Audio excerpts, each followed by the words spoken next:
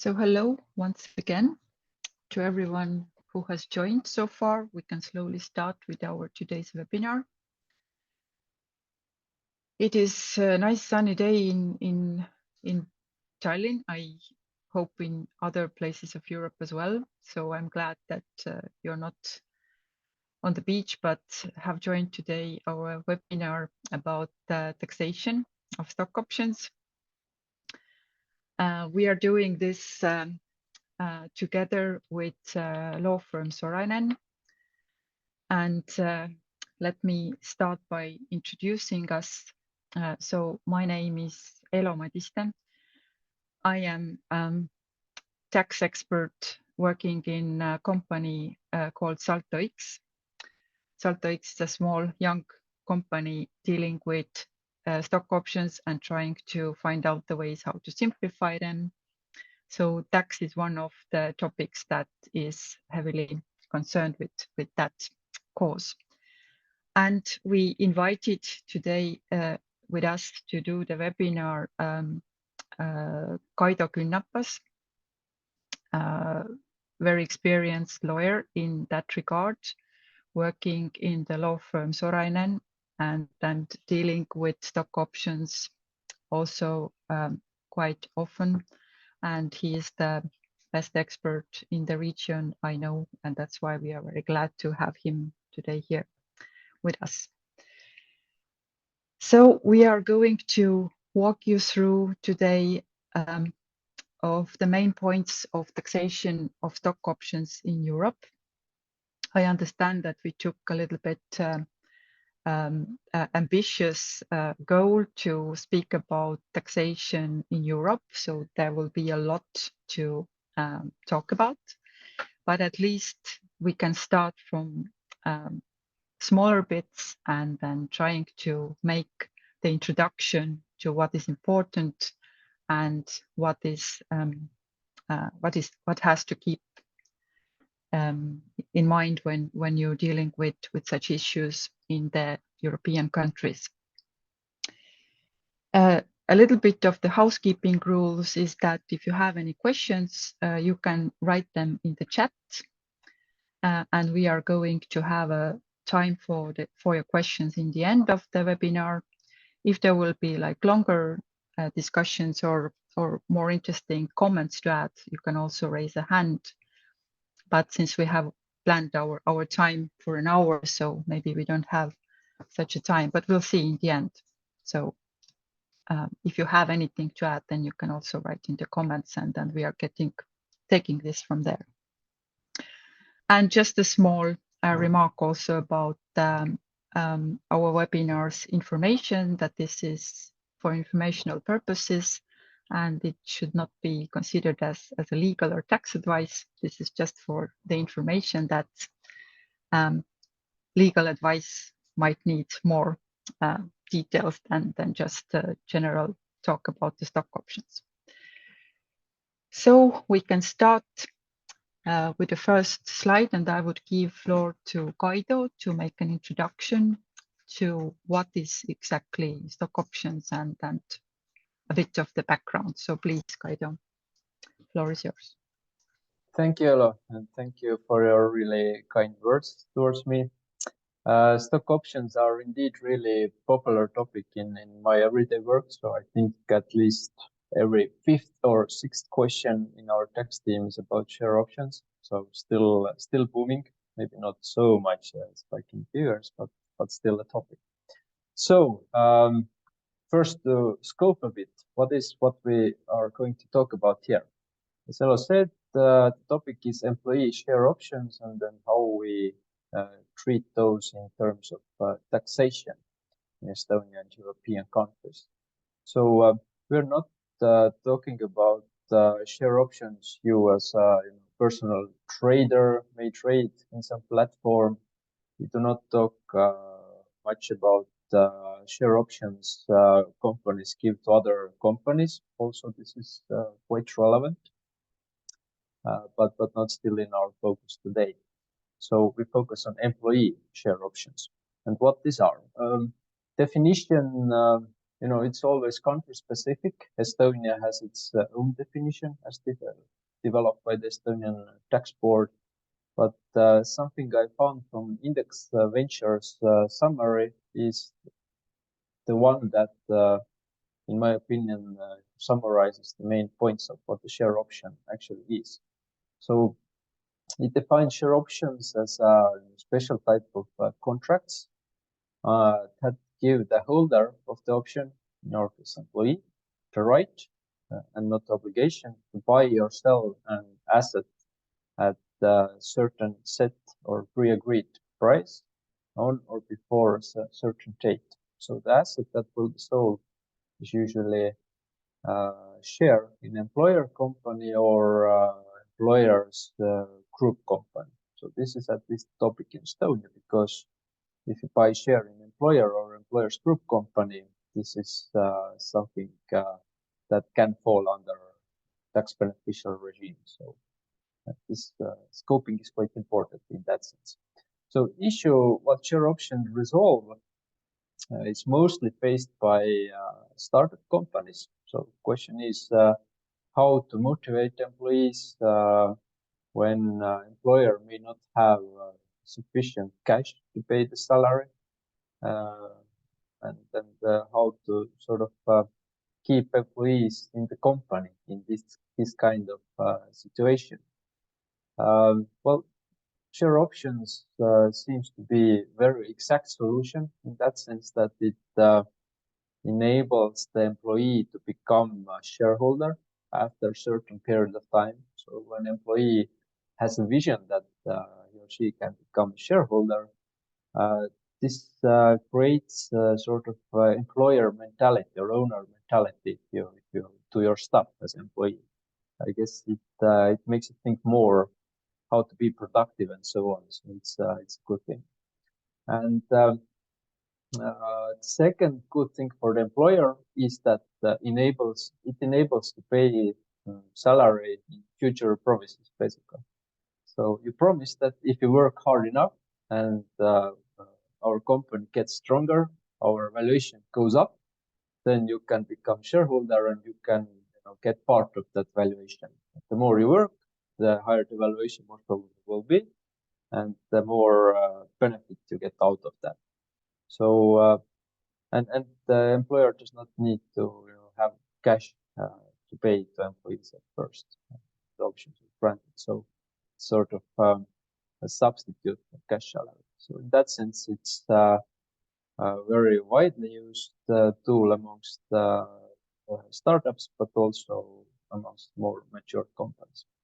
And from technicality side, share option is basically an agreement between employer and employee, sometimes other group company that gives shares to employees. And it can be in various forms like paper form or digital form. Now, most recent trend would be the tokenized options, meaning that you issue some sort of digital file confirming that there is indeed share option existing. So it's a trust topic that the token solves. Well, maybe we can go to the next slide. A few comments about how we categorize equity and equity-like incentives for employees. Share options, at least under Estonian rules and understanding, is one bigger category that includes share options. It includes also restricted stock units. This is more common instrument in US law, and we can see these a lot when Estonian companies are acquired by US companies, and option plans are rolled over from Estonian companies to US parent companies that already have US RSU scheme. So this is where we see these kinds of schemes a lot.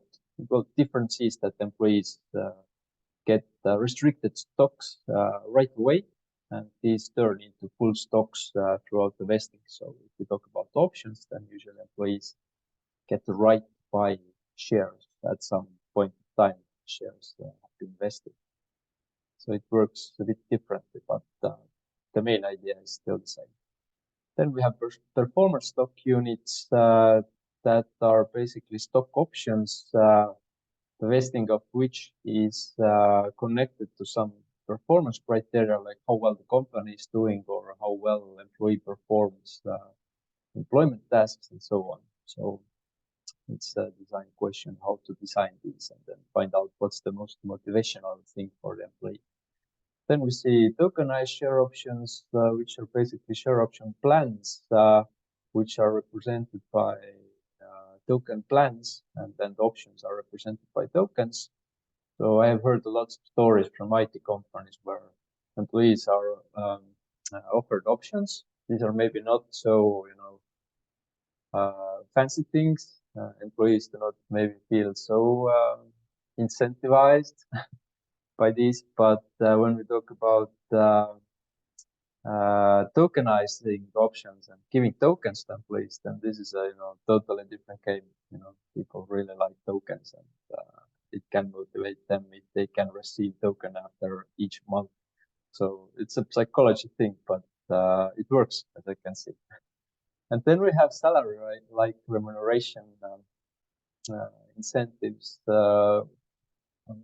When comparing to options, I think the closest is phantom option program, which basically is a formula to calculate bonus payments based on how the company's valuation changes. So basically, it mirrors the share option program, but you don't get shares, but you can get cash.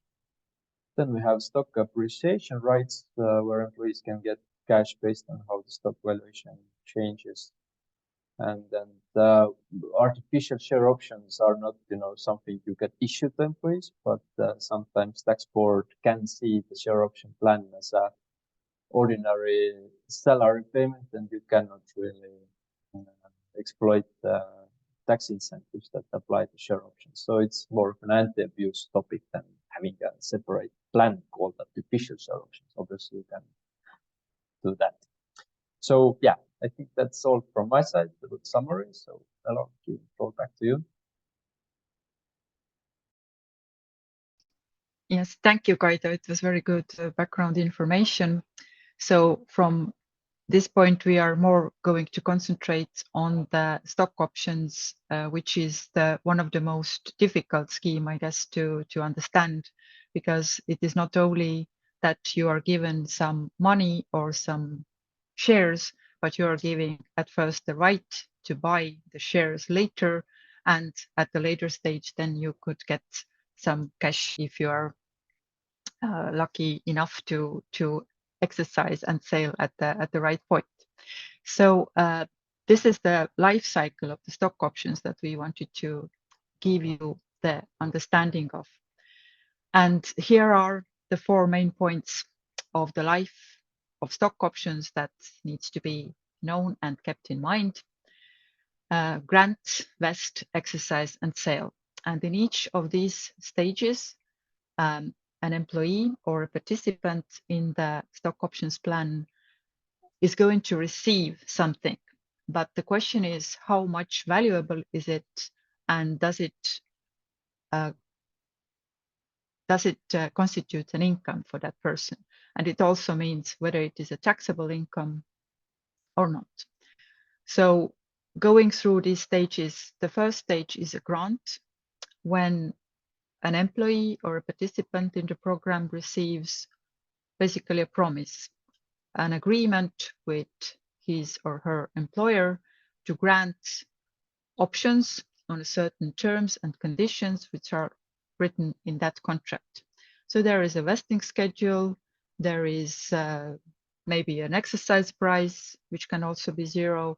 There are other conditions, whether options are transferable and so on. So this is all written in that agreement when the options are granted.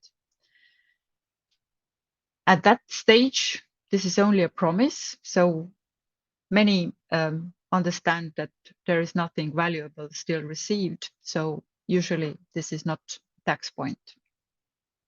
The next stage is vest or vesting of the options, when the options start to arrive on the account of the participant.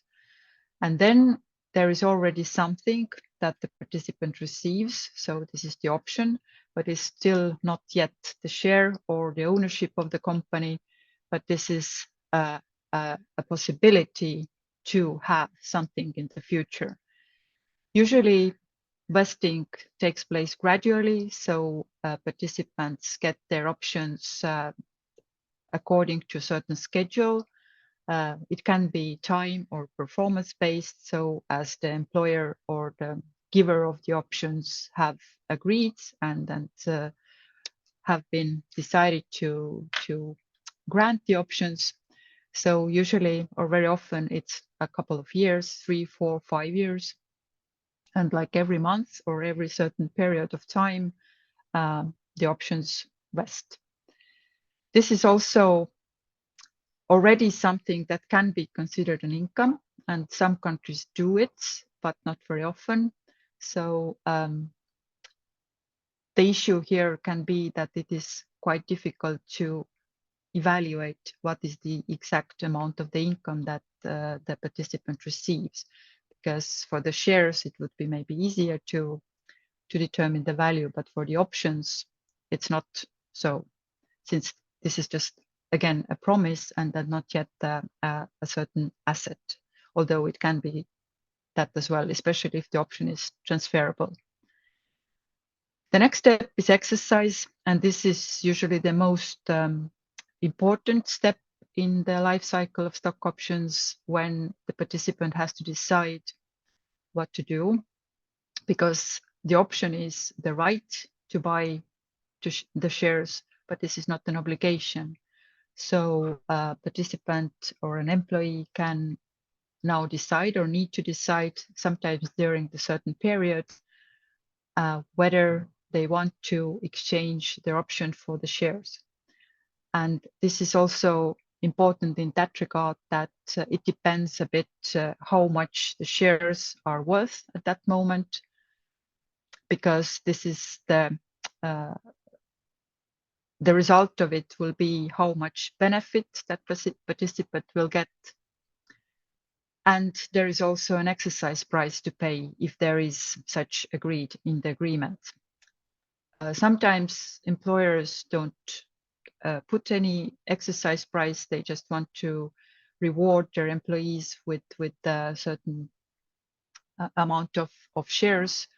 But in some countries, the exercise price is actually better to be there, since then the tax regime and tax treatment of the exercise can be more favorably treated. So we will go to that a little bit later as well when we have more examples, but to keep in mind that the exercise price and the fair market value of the shares at the moment of the exercise are two important things to look at. And finally, the sale, when the shares can be turned into money or cashed out, then it's actually then it's actually the clearest moment when the benefit is received. So this is the money or the cash from the sale of the shares, and this is usually not very different from transferring or sale of any other asset. So usually the result is that the participant receives a capital gain, and capital gain is usually the amount between the purchase and sales price. And next slide, it just shows it is like the analysis of different countries and the summary of it, how usually countries treat different moments in the life of the stock options. And as you see here, there are two different moments, whether the grant or vest or exercise is income, and another question is whether this income is taxable.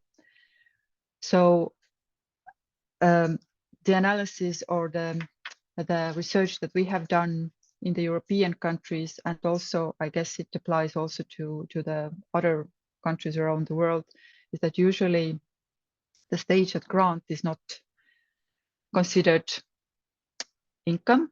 It can be considered income, but it's very often not taxable.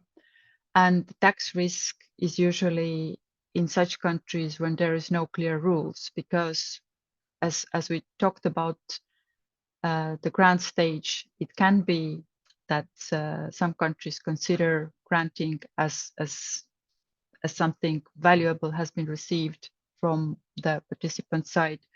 So if there is no clear rules, there can be a risk that tax authorities will consider this as having and receiving something that would constitute an income.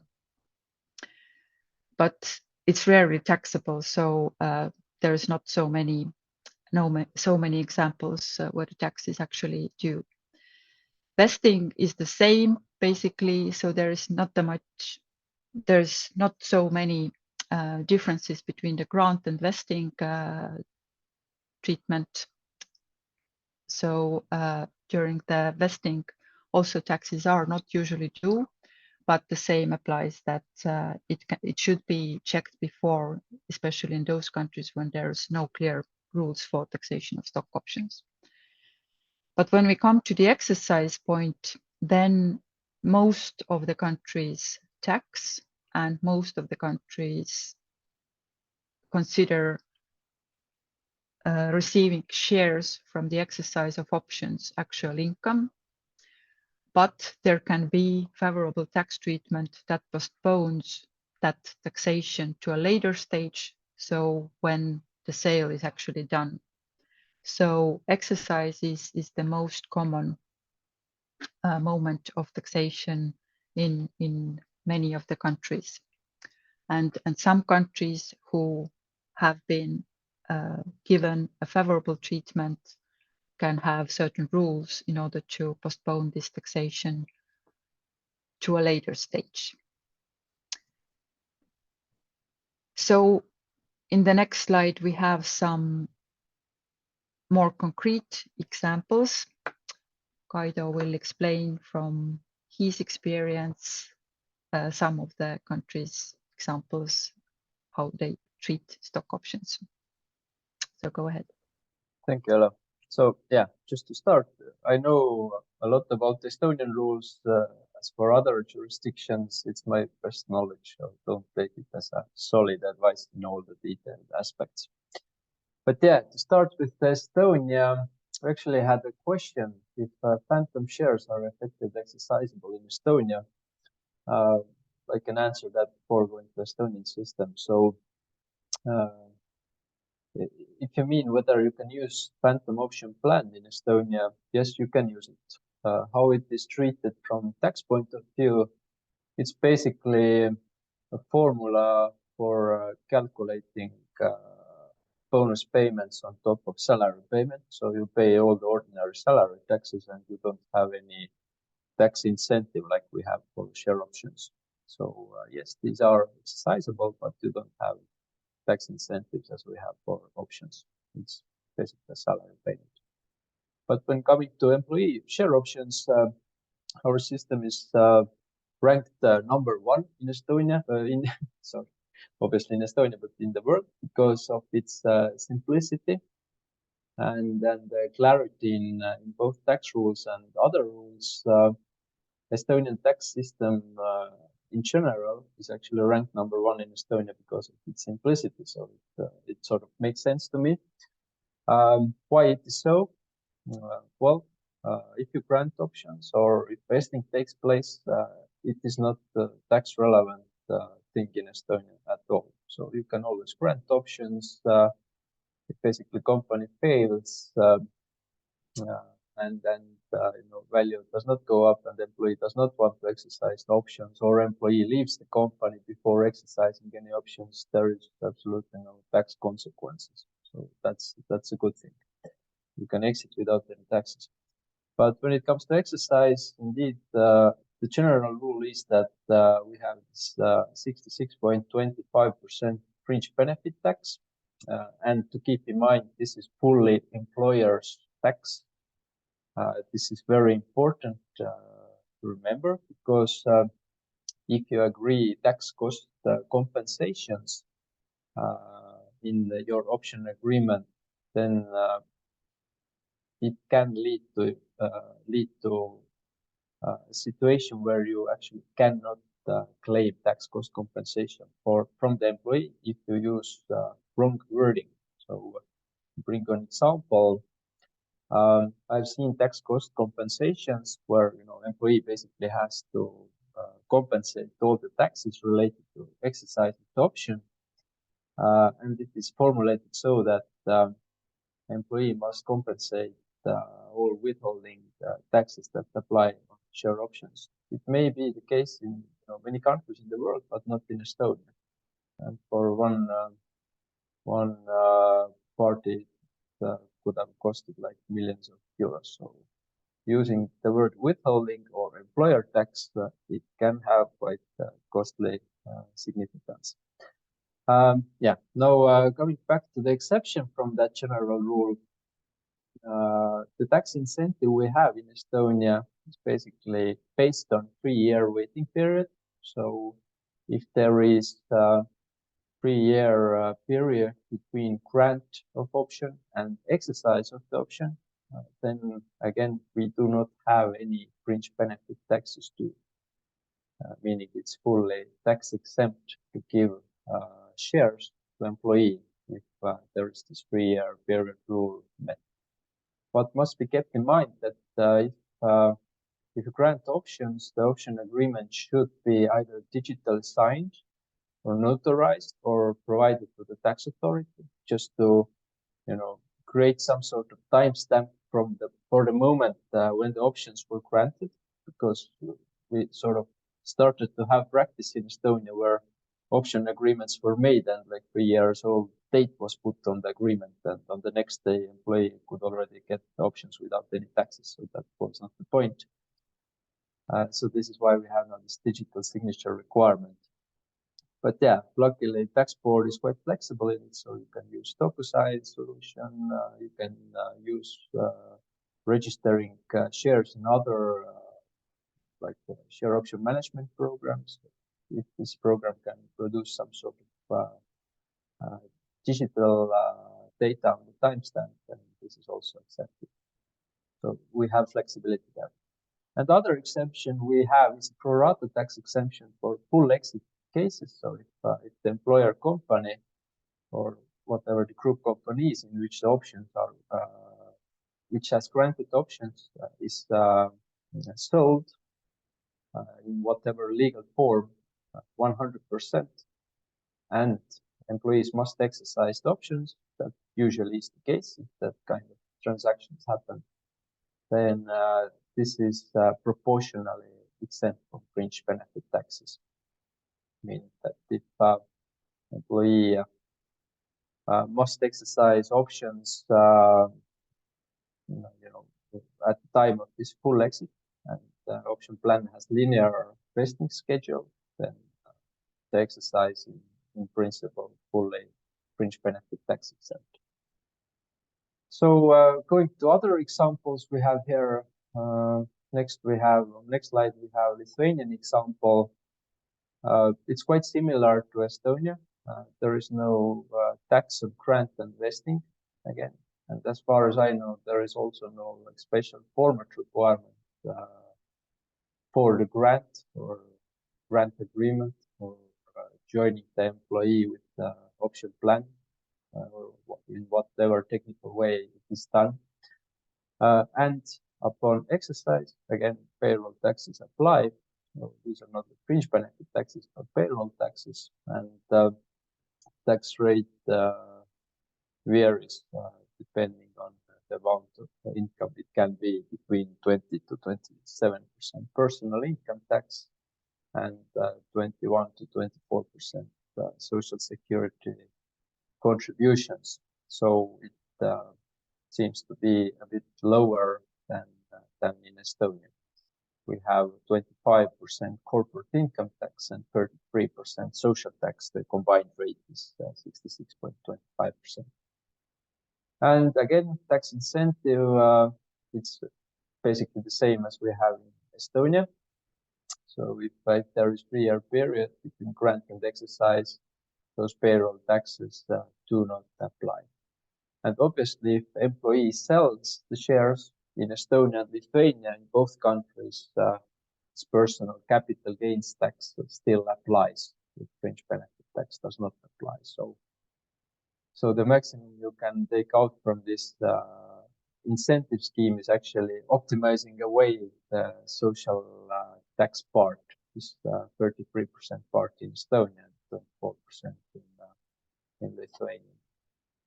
But yeah, in some cases, capital gains tax applies based on your tax residency. So we have seen also situations where employees exercise their options without any fringe taxes, and after that become shareholders, change their tax residency to some very nice jurisdiction like Arab United Emirates or whatever, and capital gains tax that applies there then applies. It can be quite generous in terms of being low.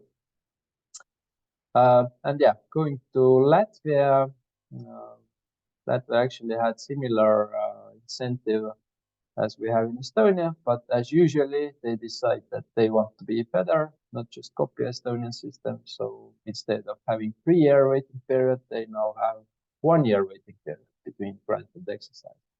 And if this requirement is met, then you can escape from those payroll taxes, which are quite similar to what we have in Lithuania, slightly higher actually. And again, no tax grant or grant options or when options vest. So this vesting is generally not seen as a taxable event. There is actually one case where you must be a bit careful with vesting and having no taxes. So if you have RSU program, then at least under US law, the RSU program works so that those restricted stocks turn automatically to full stocks upon vesting. So it's sort of an automatic process. And it can be seen in the Baltics as exercise of options. It's not called so in the RSU programs, but it can be seen so from tax point of view. So if you use RSU programs, then I would recommend to liaise with tax authorities maybe to see whether this automatic turning into full stock is a problem or not. If it is in principle possible to agree that such turning into full stock happens after 3-year or 1-year waiting period or whatever. At least some US lawyers, they may looked at you are a bit strange if you ask such thing, but if you explain it, it has been possible to have such tweaks into RSU programs. Okay, so going forward to the US plan, US tax regime, it's very complex one. Just few thoughts on that. It's basically possible to grant 2 types of employee share options in the US. ISOs and NSOs. NSOs are non-qualified stock options, meaning without any tax incentives. ISOs are incentive stock options, meaning these fall under more beneficial tax regime. There are several conditions that must be met to fall under this ICO incentive stock regime. For example, the stocks must be issued by the company that is employer. So it does not work for contractors, for instance. So if you want to hire contractors from US, you cannot use that one.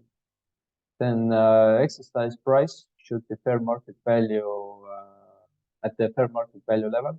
Obviously not at the time of exercise, but what the fair market value was at the time of grant of this ISO option.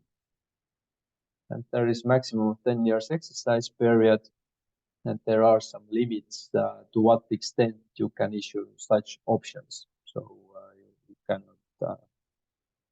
you cannot give these with above certain cash value. And yeah, what is exactly the tax difference in NSOs and ISOs? Very detailed question, but basically, if you fall under this ISO regime, then you can, upon sale of the share, you can apply roughly 20% capital gains tax instead of income tax that is up to 37%. And yeah, in some cases, I understand they have some sort of, they call it excise tax. I'm not really sure whether it's correct or not, but this can apply also if you do not follow those ISO rules, and this was roughly 20% or something. So it's, you know, very tricky game to issue those ISO stock options in US, but you know, it's done, so it takes some effort to design and plan. Okay, I think I exhausted my overview. So hello, giving floor to you again. Thank you. You're not yet exhausted, but there was one question about, I think, Estonian practical side about the signing of the stock options, or no, I think it's about the notification to the tax authorities and Estonian digital signing and DocuSign. Would they be both compatible? I understand. Yes, we have one clarification from tax board that says that DocuSign is also okay. You don't have to use Estonian digital signature. And from the law, you can read differently, but this is what tax authorities have several times approved. So I believe you can trust it. You can also send the option agreements to the tax board, but to be honest, I haven't heard any entity or person doing that earlier. So if you want to be the first one or first one I know, then you're welcome. But I would rather recommend to use whatever digital signature software, or if you register options in some Carta or whatever similar program, that's also sufficient. Mm-hmm. You can also read the question that maybe you can comment later on that as well. Okay. Just going forward with some more examples about taxation of stock options in different countries. Kaido just explained very well how it works in Baltic countries, and then the analysis that we have done is about different countries is showing that the Baltics system is one of the best in that sense that it allows only one tax point in the end of the process, so at the point of sale. And of course, it is it needs the stock option plan needs to comply with certain requirements and conditions, but this is quite easy to comply with, and it works fine if you just follow some simple rules. Most countries actually are not so easy to comply with. So most countries usually consider exercise as a taxable event and tax the benefit from exercising the stock options as a salary. So similarly as a salary, as a bonus, so usually with income tax and social security contributions. What also most countries do is that they also tax the capital gain when the shares are sold. So actually there are two taxing points in most of the countries, at exercise and at the sale.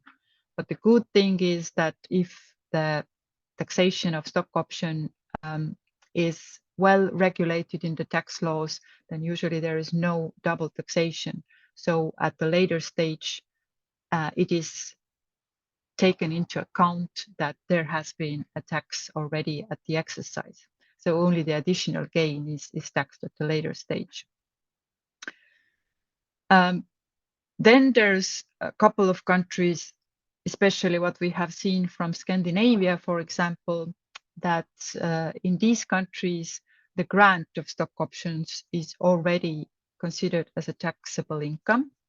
However, there are many rules again, if you comply with them, then the tax point can be shifted to the later stage. So usually the tax point is at exercise. But if those rules are not followed, then grant could also be considered as a taxable income already from the start. The issue there is more that you have to follow all those rules, which not easy to understand sometimes, and that might make it more complex to give the stock options and to comply with the regulations, especially from foreigners, from if you are a foreigner in that country. So there are also a couple of countries, for example, as Cyprus, that explicitly have excluded taxation at grant and vesting. However, they tax stock options when they are exercised. They especially tax the point of exercise as a bonus, as a salary, but they have made the sale of shares tax-free. So there is, in the end, no capital gains tax on the sale of shares, but there is like a bit more heavier taxation at the point of exercise. So this is also not like a bad solution. It's more simple, but it's it might be then the tax bill might be bigger than in other countries who tax only the sale of shares. Some countries, as I already said previously, have a little bit kind of riskier situation if there is no special rules, if the local laws do not regulate how stock options are taxed. And that's why it is possible that already grant or vesting is considered income or also taxable. And the risk is that the interpretation of tax authorities and tax advisors can also be different. So there it is important to be careful and ask beforehand some experts what is the practice locally there. And if there is not much practice, then maybe to ask the tax authorities before doing any grants. And then there's some interesting countries like Belgium, for example, when actually the favorable tax treatment works the other way around. So the grant of options is actually taxed lighter than the exercise. So you have to comply with certain conditions to be taxed earlier at grant, when the tax is a very small percentage of what you will be taxed if you want to be taxed at exercise. So the tax at exercise is much more than tax at grant, which is like the earlier stage. So they call it like tax me lighter earlier or later harder. So this is that kind of system that also exists. So this is just to show that usually there are similar patterns in different countries, but the system themselves can be quite different, and each country have their own rules. So there is no such thing as European rule of stock option taxation that could apply to all the countries. And as far as we know, that individual taxation and income taxation is actually every country's own rights and responsibility, then there is a lot of different tax schemes and tax rules around the Europe as well. And that's what are some of the points that we want you to keep in mind. Sorry, that at first that each country has own rules, and in some countries, like some countries who have more developed practice regarding stock options, might even have different more than one different set of rules for stock option taxation. For example, as UK, when there are like EMI scheme and CSOP scheme, which both postpone taxation from exercise to sale, but they have different conditions and apply to different companies. For example, the EMI is for smaller and younger companies with less number of employees, where the CSOP can be applied to a bigger range of companies. So it should be noted that there are certain rules. Also, there was one of the questions also concerned to whom the favorable tax treatment may apply. And this is also quite common that the tax treatment or favorable tax treatment usually applies more often to employees and not very often to board members or contractors. In Estonia, I believe that you can apply favorable tax treatment to contractors, but not to legal persons, for example. So typically those rules do not apply to legal persons. And what also to keep in mind that some surprising tax obligations may arise if the situation is not clarified before you start distributing or giving stock options or engage in such plans. So very common is the dry income issue, which is the situation when an employee exercises the options and get the shares, and the tax obligation already arises, but there is not actual cash to pay the tax. So in some countries, if that kind of tax obligation arises, then the income tax will be withheld from the employee's salary. But actually, it might be a very difficult situation for that employee to pay this tax without having any real cash at hand. And also the tax amount can be unpredictable because the amount of tax depends how much the shares are worth, what is the fair market value of the shares at the moment of the exercise, and how much was the exercise price, because the benefit is the difference between them. And of course, if you employ people from other countries, then it becomes a bit more difficult because usually the laws of the employment state apply to the tax benefits. And if the employee and employer are located in different countries and you have remote teams, then there might be more than one country's rules to apply. And here Kaido have some more examples to give on that regard.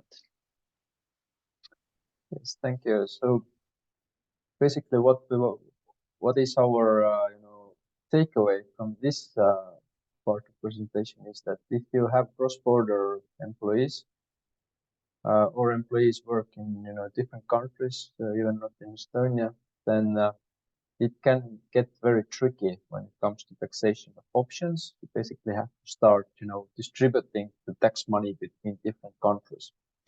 So there we have one example where we have Estonian employer and employee in Italy. It can be basically whatever country in the world. And the aspects around the employment that start to determine how taxes work is first whether the employee works in Italy or whatever country permanently, or this person moves around. If the person moves around, is basically posted from Estonia to Italy, then it makes difference whether this posting is less than 183 days or more than 183 days per 12 months period. It also matters whether employee is posted for less or more than 2 years, especially when it comes to social taxes and social security contributions. It matters whether employee works in multiple countries. So then we must determine in which country, the social tax base can be, applied. We call it like a home base for social tax. So there are different rules for that as well.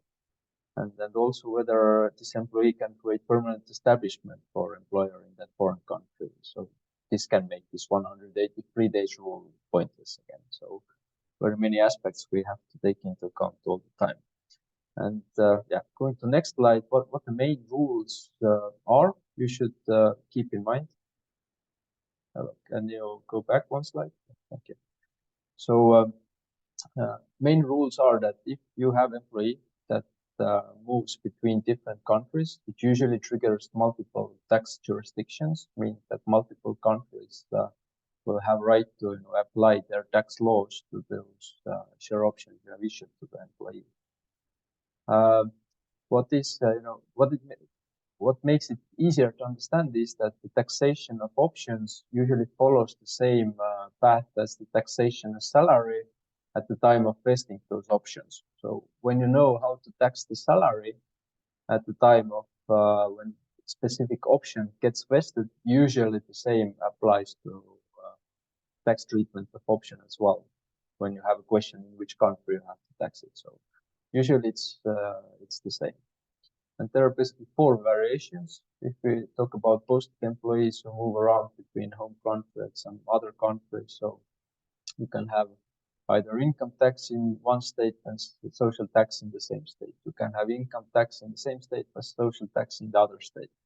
You can have income tax due in the other state but social tax in the first state, and then both taxes due in the second state. So basically, those 4 variations are the ones we always have to assess when client asks that in which country options are taxed if we have cross-border employment included. And this is actually the categories you have to mark also in this tax return you submit on fringe benefits. So you have basically those 4 categories there as well. And how to divide the taxation rights between different countries if employees move around? Well, usually it depends on where the options are vesting. So usually when options are vesting in some country, this country has right to tax.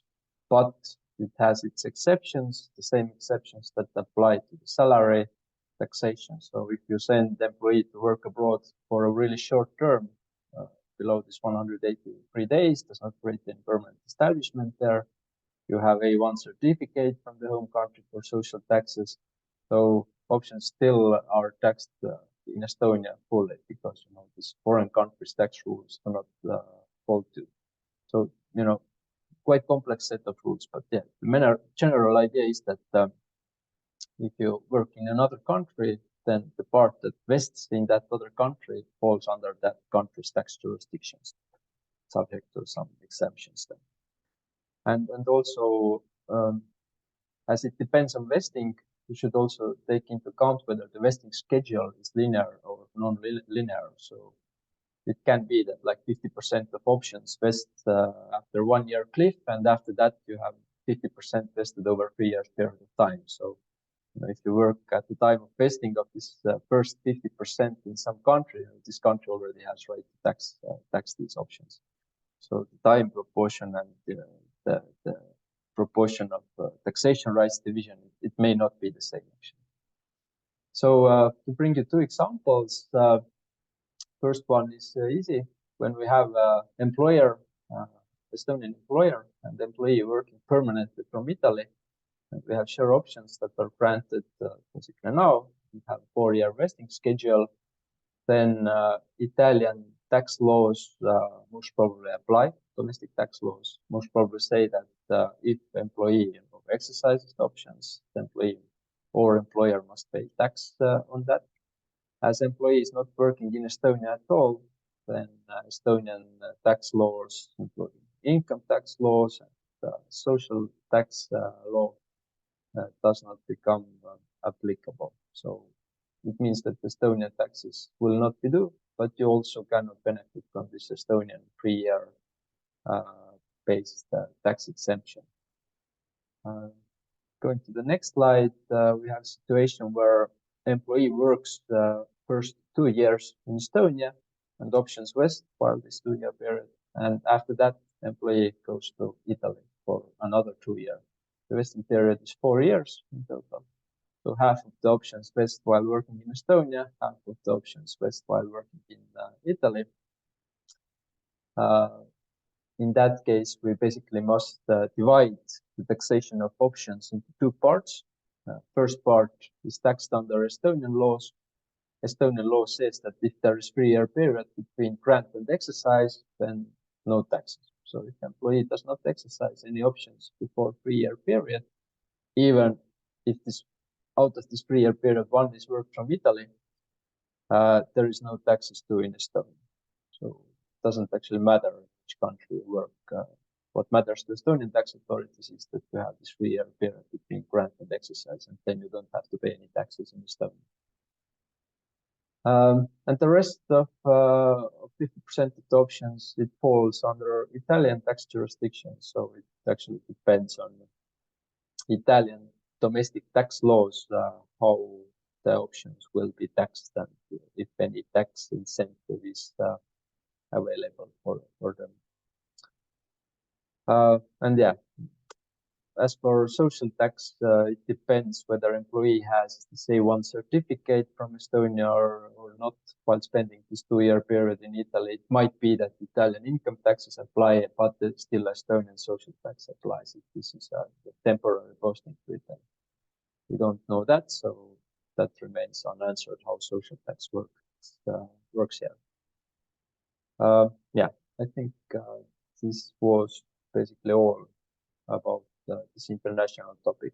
Just be aware that if you have cross-border employees, tax laws of other country starts to kick in at some point in time. So that's the takeaway from that part. Thank you. Yes, thank you, Kaido. We have filled our time very well, so we have 2 minutes for a couple of questions. But one of the questions, it was actually interesting. I think 2 people have asked about the EOR employees or employee of record employees. And it was something that we briefly discussed with Kaido yesterday when we prepared this seminar as well. And there is no good answer to this because what I have understood, it is the general understanding that stock options cannot be given to the employees of record because they are not actual employees of the company, but they are employees of the other, like hiring company on the other side. But then, as a tax lawyers, we sometimes think that there is also the concept of the economic employment or economic substance of the transaction. And that's what we discussed. But I think that my idea of this kind of economic relationship between these parties is maybe not going to fly. Or what do you think, Kaido, about this question? Whether can stock options be given to the employees of record? Yeah, I think they can be given, but what the tax result would be, it's difficult to say. But what I'm quite sure about is that it's not possible to have opinion from tax board that you can apply this 3-year waiting period based tax exemption. So that's quite sure. So one option with DOR employees, how the taxes work is that if employer, if you as a customer of official or formal employer give an option to employee, it can be fringe benefit that is taxable for this employer of record service provider with fringe benefit taxes. Not really sure whether those employer of record service providers really want that to give options to their formal employees. But yeah, I totally agree with Elo that it doesn't make sense that you cannot give stock options to employees of record and have the same tax benefits as all other employees basically have who work under the same conditions. Only difference is that in some records, the employer record is marked as employer, totally formal thing. So maybe this is something that should be arise with maybe Ministry of Finance and then to see whether we can change the law somehow to make it reasonable. Mm-hmm. And also about some the other questions, if I can group them somehow, is about giving stock options to legal persons and to contractors or board members. And one of my slides was also talking about this, that usually the favorable tax treatment works basically or mostly in most of the countries to employees. Sometimes some countries apply similar treatment to board members, council members, and then the other such type of participants. But there's rarely any favorable tax treatment that would apply to legal persons. And then I guess that has a reason, because usually the employee stock options are meant to keep the employer employed and then contributing to the company, but legal person would not be usually the one that would contribute with employment, but rather it's a business partner, as seen from the policymaker's side, I would say so. So I guess that the correct answer would be that yes, you can of course give those options to contractors, to legal persons, to board members, but it depends from the country whether there is favorable tax treatment that you can apply. So there is no legal restrictions usually, but tax benefits might not apply. What is your understanding, Kaida? Yeah, I totally agree. In Estonia, it's quite common practice that options are given to companies as long as the company is providing service, not an employee, and then the employee's company gets the options. That's a bad solution. Maybe one thing to keep in mind, and not only in Estonia, but when having service providers abroad, is the VAT topic. It's rather a new topic, but I know the tax board is now thinking about it at least. So basically, all the remuneration, how you calculate the VAT base for your services, that you have to include all the remuneration you get for providing the service, and this is then the base for VAT. Usually, the cash you receive as a service fee is payment for is the basis for VAT, but the law actually requires that you include all the remuneration you get, and basically options are also a form of remuneration for the service provider. So how to add options to the VAT base, when to add the options to the VAT base, and how it works in a cross-border situation. So very interesting questions for tax lawyers, and very painful questions for clients who need to somehow tackle this when they have no clear rules. Yes, exactly. When there is no clear rules, then might be different interpretation for that as well. And then you very correctly mentioned about the VAT issue that might be the result of giving stock options to legal persons as well. There is one question which is more specific, I guess, about the US citizen with an ESOP option agreement in Lithuania, and he's probably facing a substantial tax risk under US law when exercising the option. Are there any legally compliant strategies to mitigate or avoid these taxes? Before I give you a chance to reply this, Kaido, I would say that we are going to have a similar webinar with Lithuanian Sorainen sometime soon in this autumn. So maybe that would be the question to them as well. But can you maybe give your opinion? What do you think?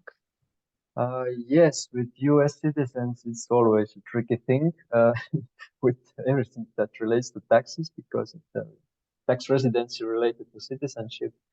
I think the most reasonable strategy is to, at least from my point of view, is to avoid, not avoid, but avoid situation where you have taxes due in Lithuania and handle the US taxes as those should be handled, and find out what's the best solution with some US lawyers. So I really do not know how to address this topic from the US side, but from Lithuanian side, I would suggest to have option plan and then the exercise plan so that you fall under this 3-year waiting period based tax exemption, meaning you don't have any taxes due in Lithuania.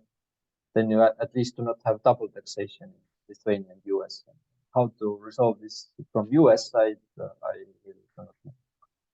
So that's maybe a question to US lawyer.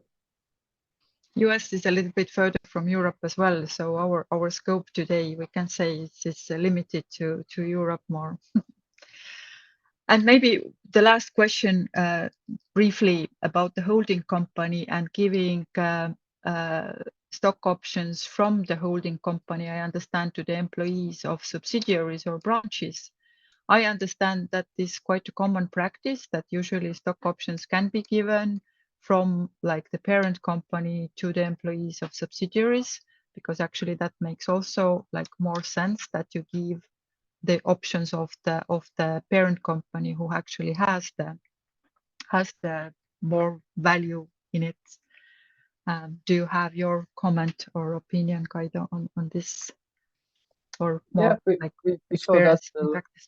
Yeah, we saw that a lot. That if subsidiaries in Estonia, parent is abroad, like in Sweden or Germany or US or whatever, then it's quite often that those parent companies or holding companies are the ones that issue share options to employees. In Estonia, this falls also under this tax exemption, and you can use this 3-year based rule, so it's not an issue from Estonian side at least. Obviously, you have to have knowledge how to physically issue those shares in a foreign country and how this technically works, but from fringe tax and salary tax point of view, if those employees are from Estonia, it's totally Estonian tax topic. And, yeah, we see that a lot. So it's nothing extraordinary. It's rather common that also investors want to have that employees and potential shareholders are at the holding company and not some in lower level company. It can make the holding structure really complex. Nobody wants that. Mm-hmm. Okay, then I guess we answered most of the questions, and then we have totally exhausted our time. It's a couple of minutes over, so I hope you still with us and will be joining next time when we have some other news or experiences to share. So thank everyone for joining us today. And if you want some more webinars to join, then you can find them on our websites, also from Sorainen part, and then our SaltoX website, where we can give you more information about them. So there will be some more country-specific webinars coming from Lithuania, Belgium, and hopefully from other countries as well. So thank you for joining us today. Thank you, Kaido, for being with us here, and see you next time. Have a good evening.